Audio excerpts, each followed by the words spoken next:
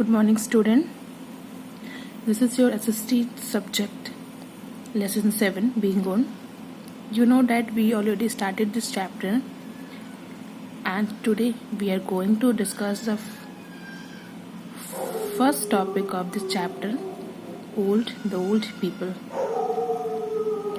See, old people are the ones who are at an advanced stage of their lives. Generally, they are around 20 years, 70 years of age. Yeah.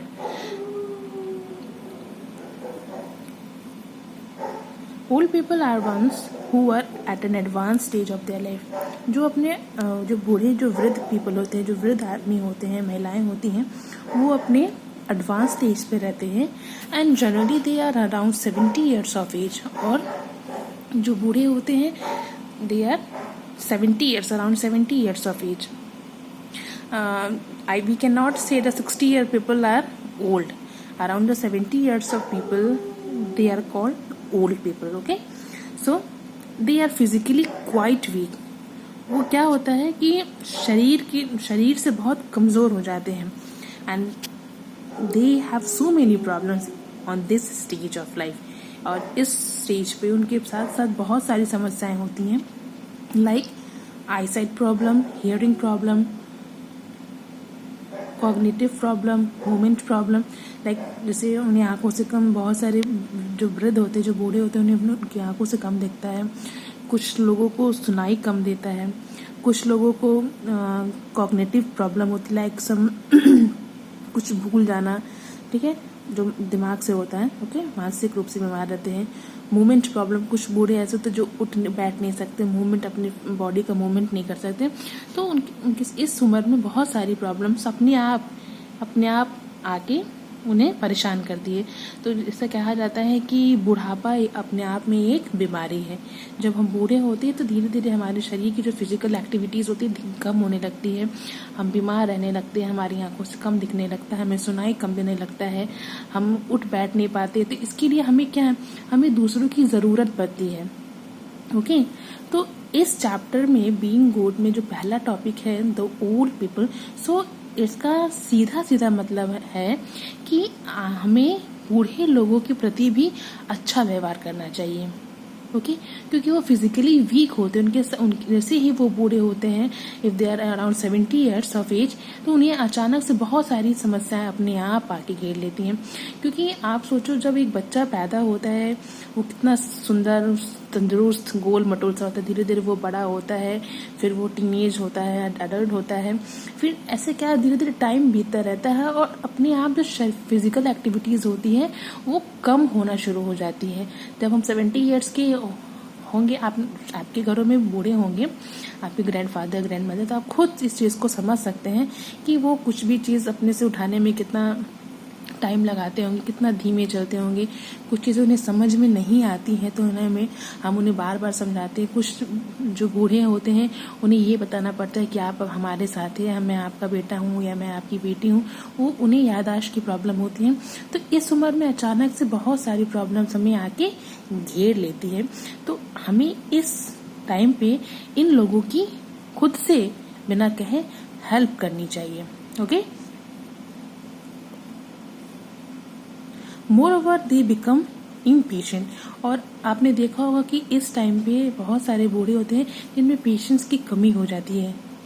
Okay, you should have them in their work. Yeah, it is your responsibility, children, that if in your house there is any old people and they are having this much of problems, so you should become responsible to them.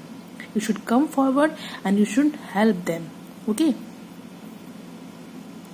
you can read the newspaper for them. Yeah, see in this picture a boy is reading the newspaper for this old man. So this is the easy thing I can say that all of you can do that. अगर आप कुछ और नहीं कर सकते तो you can read the newspaper, because in this time, in this age of their eyesight become very very weak. उनकी आँख की रोशनी तो बहुत कमज़ोर हो जाती है. So they are not able to read the newspaper. But they are fond of reading the newspaper. आपने देखा होगा कि बहुत सारे बुजुर्ग बहुत ही डिज़ायर उनका होता है, बहुत ही इच्छा होती है उनकी कि वो न्यूज़पेपर को रीड करें। ये उनका पहला, अब जैसे ही आप सुबह उठ के देखोगे कि उनके हाथ में न्यूज़पेपर रहता है, बट चश्मा लगा कि वो they are trying to read, but sometime they are not able to read what is written on the paper, printed on the paper. So it is, you should come forward and you should help. Okay, how you can help? You can read the newspaper for them. Okay. You should run for them even if they lose their impatience and become angry. Okay. आपको उनके लिए हमेशा तैयार रहना चाहिए, उनके काम के लिए तैयार रहना चाहिए. And if they lose their impatience, क्योंकि इस टाइम पे बहुत सारे जो बूढ़े वृद्ध होते हैं वो इम्पेशेंस, उनके अंदर धैर्य नहीं रहता है, वो जल्दी गुस्सा हो जाते हैं, जल्दी चिड़चिड़े हो जाते हैं, बहुत चीज़ों में समझ नहीं आती तो वो परेशान रहते हैं खुद से. तो आपको लगता है कि मुझे डांटेंगे, मुझे देखना पसंद नहीं करते, मुझे देख के चिढ़ते हैं.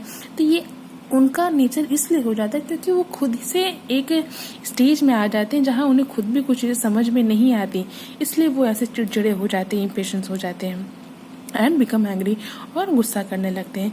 You should never be rude towards them. और इस कंडीशन में आपको कभी भी उनके प्रति रूड बिहेव नहीं करना चाहिए कि they are getting angry on me so I should not go there. Okay, ऐसा नहीं है, आपको फिर भी उनकी हेल्प करना चाहिए. Whatever is the situation, talk to them politely. Yeah, whatever is the situation, if he is getting angry, if he is become impatient, you should not run away from them. Okay, you should come forward and you should talk to them in whatever is the situation. Never argue with them. Yeah, कभी भी आप ये ध्यान में रखिए कि if he is impatient, she is impatient, कोई भी, अगर कोई वृद्ध महिला या वृद्ध व्यक्ति बहुत ज़्यादा इम्पेशेंस, धैर्य नहीं है उसके पास, गुस्सा कर रहा है, चिल्ला रहा है, तो कभी भी आप वहाँ से भागिए मत, के सामने खड़े रहिए और बहुत प्यार से कोशिश करिए उसे समझाने की. ओके, कोई भी ऐसी सिचुएशन रहे आप उन्हें प्यार से समझाइए.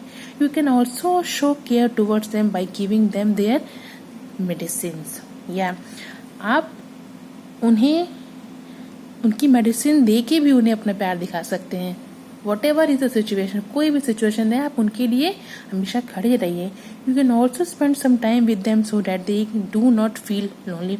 Yeah, it is my request to all the children in this time, the old people. Okay, सबसे बड़ी समस्या उनके साथ ये होती है कि वो अपने आप को बहुत अकेला महसूस करते हैं. या in this stage of life, इस स्टेज में दे फील वेरी लोनली, क्योंकि हम जानते हैं कि वो बूढ़े हैं, उन्हें क्या समझ में आएगा कि एंड्रॉयड फ़ोन क्या होता है, टीवी कैसे ऑन होती है, एसी कैसे चलता है. तो why we waste our time to explain. Okay, हम अगर वो हमसे पूछते कि ये कैसे काम करता है, ये फ़ोन कैसे, तो हम अपना टाइम क्यों वेस्ट करें उन्हें एक्सप्लेन करने से, मैं नहीं समझ में नहीं आएगा. But it is not good. हम ऐसे कर करके उन्हें अकेला छोड़ देते हैं. बहुत सी चीज़ें जो उनकी समझ में नहीं आती हैं, तो हम ये भी नहीं सोचते कि हम उन्हें एक्सप्लेन करें या उनके तरीके से समझाएं, उनके साथ रहें. तो धीरे धीरे वो हम उन्हें अकेला छोड़ देते हैं, वो एकदम से लोनली हो जाते हैं. और that is the only reason behind the impatience and the angriness of the old people. ये अकेलापन ही सबसे बड़ी समस्या होती है, उनके धैर्य ना रखने का, उनके गुस्सा हो जाने का, उनके चिड़चिड़ेपन का. तो हमें जब भी रहें, कहीं भी रहें, हमें कोई ना कोई बिना फिजूल में ही आके उनके पास कुछ ना कुछ स्टोरी शेयर करनी चाहिए, बताना चाहिए बातों को, आज ऐसे हुआ वैसे हुआ. उनके पास जाके आप उन्हें मेडिसिन दे सकते हैं, उनके पास जाके आप उन्हें ग्लास ऑफ वाटर दे सकते हैं, उनके पास जाके आप उनके लिए न्यूज़पेपर रीडिंग कर सकते हैं. ऐसा करने से उन्हें कभी भी अकेलापन महसूस नहीं होगा, and they will feel very proud and they will feel very happy. Yes, so this is the responsibility. It should be every means. It is your responsibility, student, that you should go towards them. You should means इसे आप ऐसा एक responsibility बनाइए कि ये आपका क्या एक काम है, to take care of the old people. If in your house there is any old people, your grandfather, grandmother, you should go towards them. आप उनके पास जाइए, उनके पास कुछ समय उनके पास बैठिए, उनसे स्टोरी शेयर करिए, उनके बारे में पूछिए कि आपने खाना खाया कि नहीं खाया, आपने दवा ली कि नहीं ली। आप अगर नहीं ली तो आप खुद से जाके उनके लिए दवा लाइए, उनके लिए खाना ले आइए, उनका ध्यान रखिए। तो ऐसा करने से उन्हें अकेलापन नहीं होगा, और अकेलापन नहीं होगा तो वो कभी चिड़चिड़े नहीं होंगे, कभी दुखी नहीं होंगे। And this is when you will read this chapter, so here is the name of the chapter is being good. So it is our responsibility and that we should be very very good towards the old people. आपने सोचा है कि इस chapter में पहला topic है old people, ये क्यों दिया है? क्योंकि आज के समय में आपने देखा होगा मॉडर्न मेट्रो सिटीज़ में जो बच्चे होते हैं अपने बूढ़े माँ बाप को अपने घरों में नहीं रखते, उनके लिए एक ओल्ड एज होता है, वहाँ जाके वो अपने माता पिता को छोड़ आते हैं, जिनके लिए सारे उम्र माँ बाप मेहनत करके उन्हें पढ़ाते लिखाते हैं। और जब उन्हें हमारी हेल्प की ज़रूरत होती है तो हम उन्हें एक ओल्ड स्कूल में छोड़ आते हैं, जहाँ पे बहुत सारे शहरों के अलग अलग सिटीज़ के ओल्ड पीपल रहते हैं। उन्हें कितना ख़राब लगता होगा। सो हमें ऐसा नहीं होने देना चाहिए, हमें उनका ध्यान रखना चाहिए। सो अगर हम डिस्कस करेंगे तो ये बहुत लंबा हो जाएगा। So it is my request to all the children that you should be very very responsible towards the old people. मुझे पता है कि सभी के घरों में कोई ना कोई ऐसे बूढ़े होंगे जिन्हें हमारी ज़रूरत है। सो आप कम से कम छोटे मोटे कामों में उनकी हेल्प करिए, उनके साथ कुछ ना कुछ टाइम ज़रूर स्पेंड करिए ताकि they will not feel lonely. So next topic we will discuss the next video. Okay, good bye, take care.